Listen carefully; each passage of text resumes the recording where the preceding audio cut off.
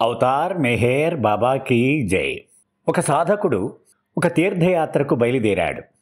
తన జేబులో డబ్బు కానీ ఏ రకమైనటువంటి సదుపాయం కానీ కూడా పెట్టుకోకుండా కేవలము ఒక బకెట్, ఒక తాడు ఇంత మాత్రం తన వెంట పెట్టుకొని కాలినడకన బయలుదేరాడు తీర్థయాత్రకు. అలా తిరుగుతూ తిరుగుతూ తిరుగుతూ తిరుగుతూ ఉండగా చాలా దాహం వేసింది. అక్కడ మంచినీళ్ళ కోసం వెతకడం ప్రారంభించాడు. దూరముగా ఒక బావి దగ్గర అనేక జింకలు నీళ్లు తాగుతూ ఉండడాన్ని గమనించాడు.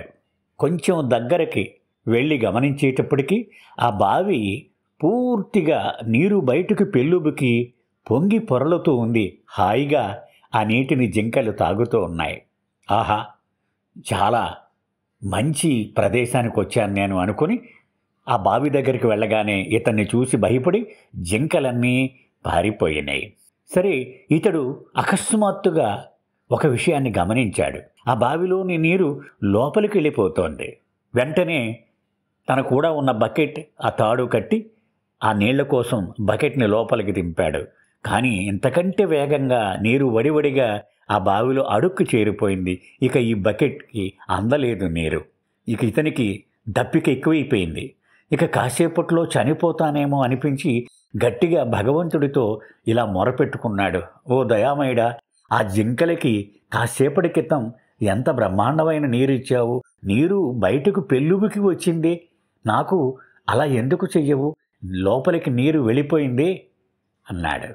సరే, అప్పుడు భగవంతుడి యొక్క గొంతు ఇలా వినిపించింది.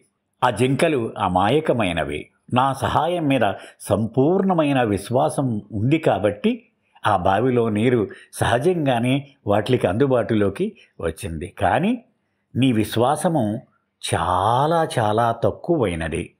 అందుచేత నీవు బకెట్ తాడు వెంట తెచ్చుకున్నావు. నా మీద సంపూర్ణ విశ్వాసము ఉన్నట్లయితే అలా చెయ్యవు కదా అన్నాడు.